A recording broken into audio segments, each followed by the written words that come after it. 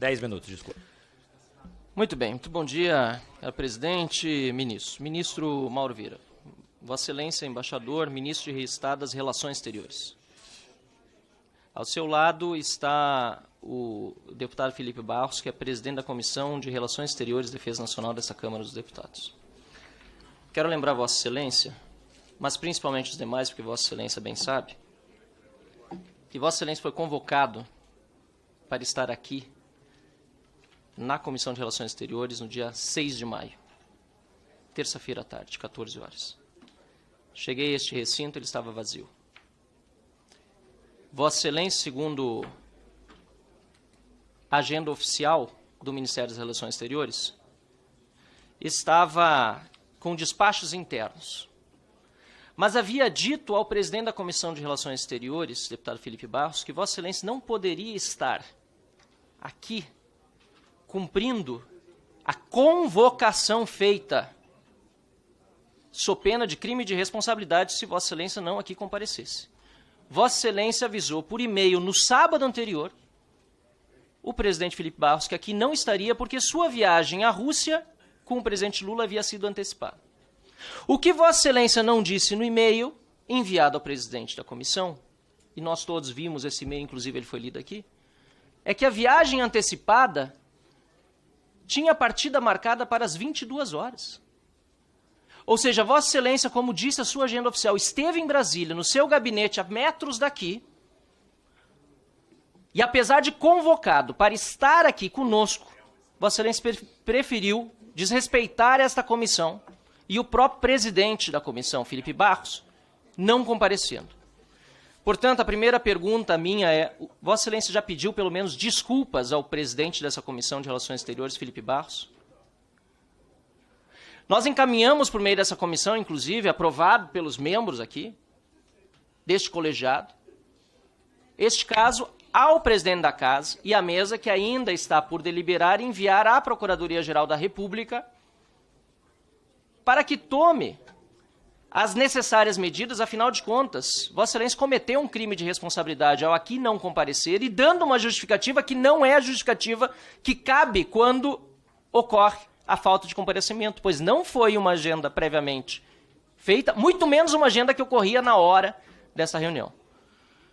Gostaria, portanto, de lembrar, nessa minha primeira pergunta, que esta comissão merece e exige, mais do que merece, respeito deste governo, porque a democracia e a representação popular dependem da fiscalização feita por este parlamento e da transparência dos atos do setor público, coisa que não aconteceu na comunicação feita a este colegiado por Vossa Excelência.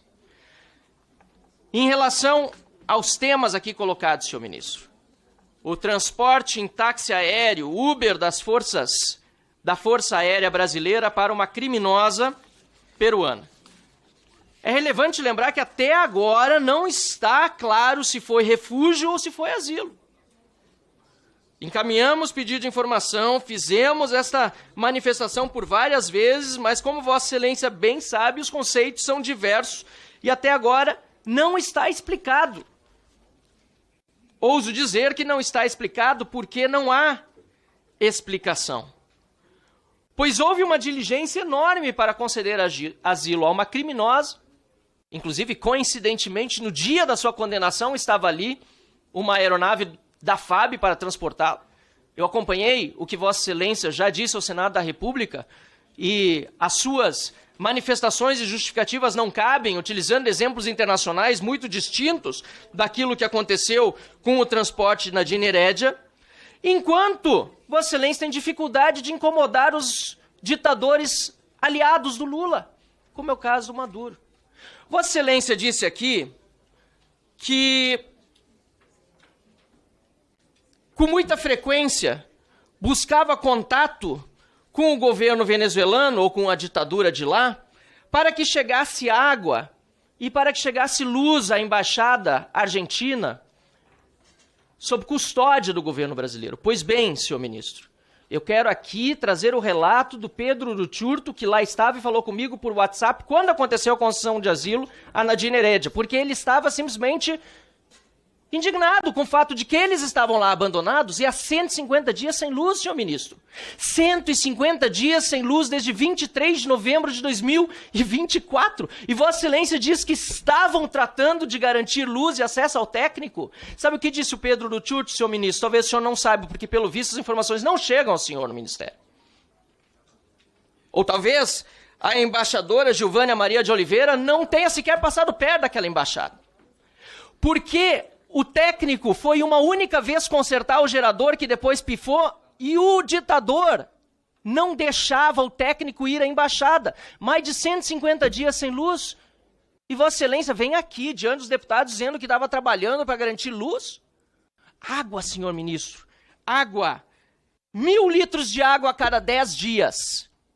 São 100 litros de água por dia para 5 pessoas numa embaixada. Eles usavam a água da piscina da embaixada argentina, senhor ministro.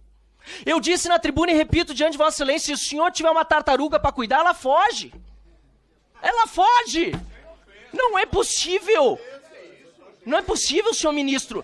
Não, ofensa é aos direitos humanos, senhor deputado. Não, é uma ofensa. Nós tínhamos 5 cidadãos. Eu preferia estar numa cadeia brasileira. Numa cadeia brasileira. Eu preferia estar numa cadeia brasileira do que numa embaixada argentina sob custódia sua. Porque lá eu não teria nem água nem luz.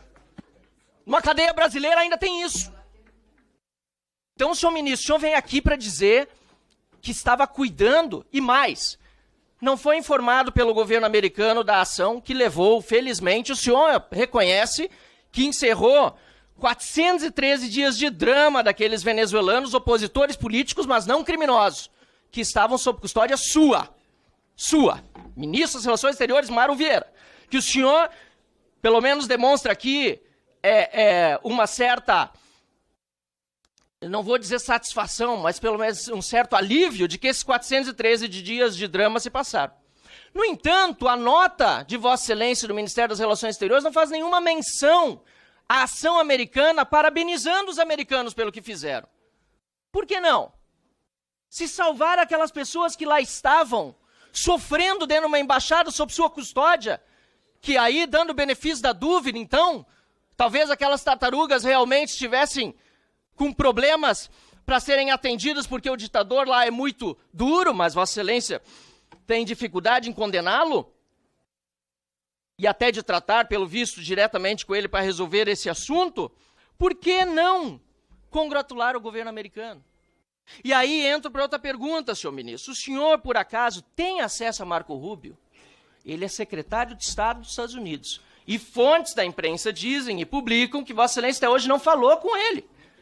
Eu quero entender quando aconteceu anteriormente de o Brasil não ter um ministro das Relações Exteriores que, já há meses no cargo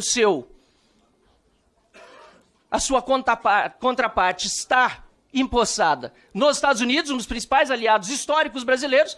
Há quanto tempo o ministro de Estado de Relações Exteriores não consegue falar com o ministro de Estado americano? Ou essa informação não é verdadeira, senhor ministro?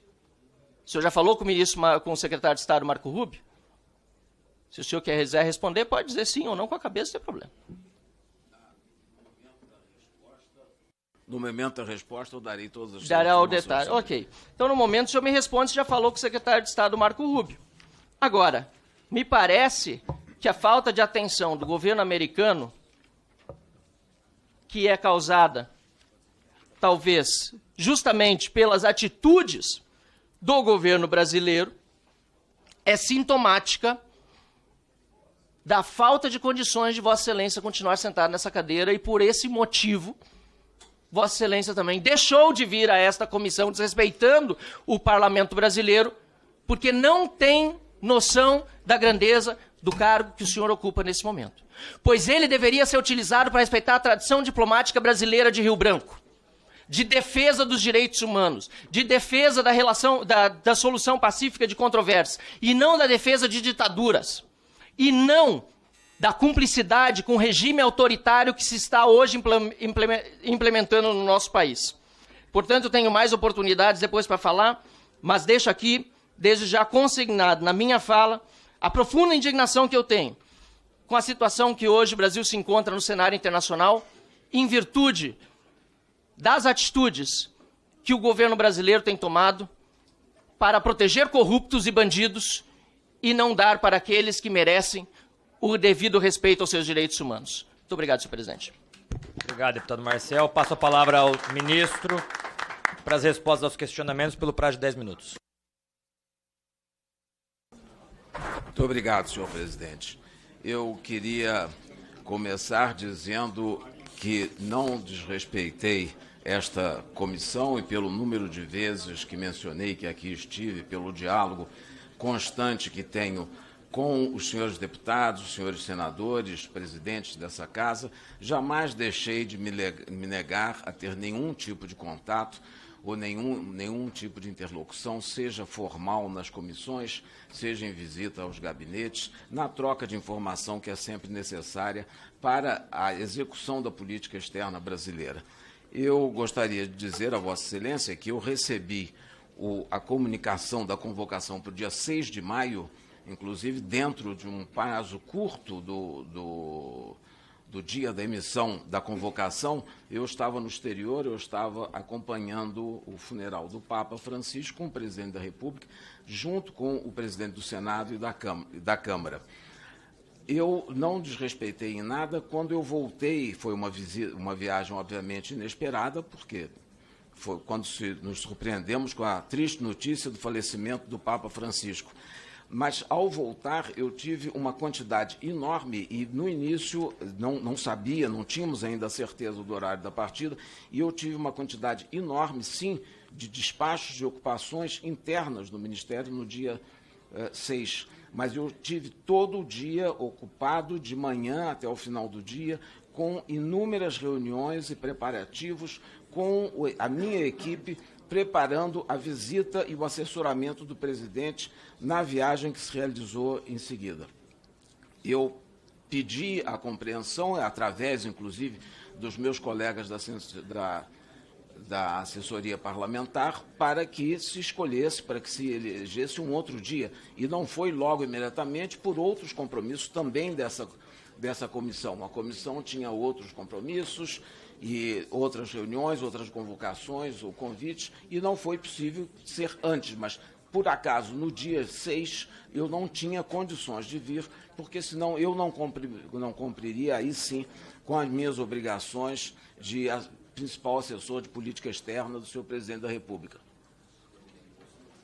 Eu queria explicar isso, inclusive mandei uma carta, que foi a segunda carta que mandei ao presidente Felipe Barros, nessa ocasião, explicando que estava pronto a vir em data posterior, e posso depois lhe mostrar a carta, mas eu acho que a declaração pública de que enviei também esta carta ao presidente da comissão é mais do que suficiente, mas tenho também o documento depois para lhe mostrar. Com relação específica ao asilo dado à senhora Nadine Heredia, eu queria dizer que não há contradição entre o asilo diplomático e o refúgio. O asilo diplomático é concedido, segundo a convenção, que se chama Convenção de Caracas, é de 1954, ele é concedido no momento em que alguém se sente ameaçado ou pressionado e pede a um governo estrangeiro, em suas instalações diplomáticas, que seja dado o asilo diplomático. O asilo diplomático não é um ato voluntário do país de quem pede e uma decisão autônoma do país asilante. Não precisa examinar nenhuma condição, só ver a condição de urgência. E o que foi o que havia nessa ocasião? A senhora Nadine Heredia saiu do Peru com a condição de asilada diplomática, condição essa que se extingue no momento em que chega ao território brasileiro. O asilo diplomático é esse, é o que permite a saída. E o mais importante, nesse caso específico, é o fato de que, em menos de 2 horas, o governo peruano, ao ser notificado que a senhora Nadine Heredia tinha ingressado na Embaixada do Brasil e que pediu asilo, nós consultamos o governo peruano sobre o fornecimento do salvo-conduto necessário e foi imediatamente dado. 2 horas depois do primeiro contato telefônico, estavam os documentos prontos de salvo-conduto para ela e para o seu filho de 14 anos, que estavam na Embaixada do Brasil. E assim saíram. Há também, na Convenção de Caracas, a responsabilidade do Estado asilante no transporte da saída da pessoa do território do país para o território do país asilante.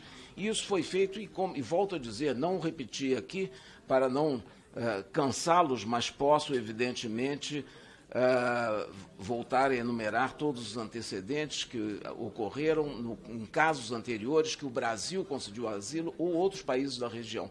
É importante dizer e lembrar que o asilo diplomático é um instituto que é comum e corrente e apoiado e em vigor em toda a América Latina. Sempre foi um instrumento importante de defesa de pessoas que se sentem, de alguma forma, perseguidas.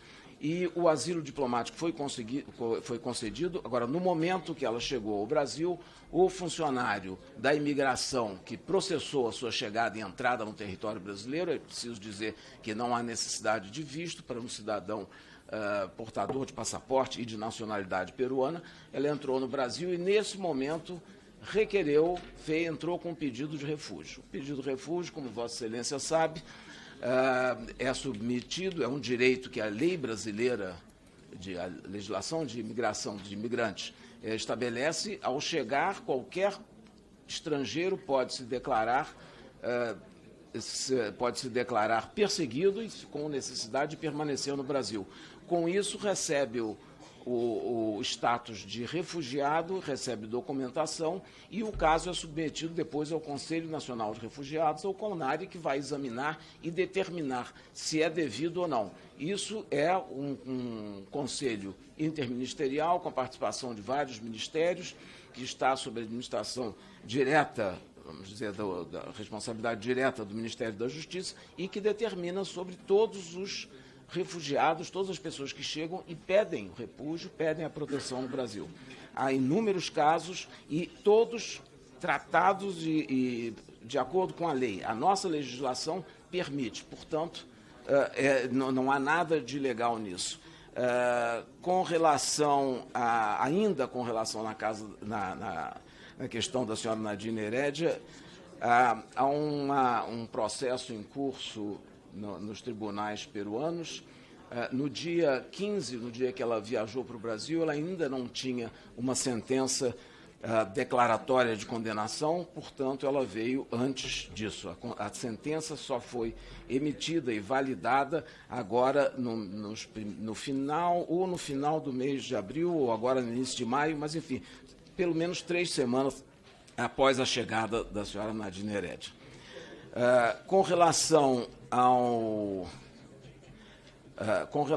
aos exilados venezuelanos na Embaixada da Argentina, eu queria informar a Vossa Excelência que, sem dúvida nenhuma, as circunstâncias foram difíceis, porque todo o exílio, 413 dias, não é uma situação simples. Mas o Brasil não deixou em nenhum momento de atender e de procurar. O senhor, Vossa Excelência, disse ter tido contato com um dos integrantes, eram 4 na embaixada, como eu mencionei, um se entregou logo no início e outra saiu antes de que o Brasil tivesse a custódia da embaixada, saiu da embaixada por meios próprios, não sabemos como, e saiu da Venezuela. O importante a dizer é que nós gestionamos constantemente por todas as condições. Havia um que era uma pessoa idosa já, com condições médicas especiais, um dos refugiados, que precisava de remédios constantes e foram concedidos sempre. Não há nenhuma queixa de falta de medicamento para esse senhor. Eu não tenho o nome dos 4, mas posso lhe garantir que isso foi o que aconteceu. A questão de energia. Quase todas, ou grande parte das residências na Venezuela, em Caracas, tem gerador próprio, como é o caso da Embaixada do Brasil. Há constantes cortes e falta de energia.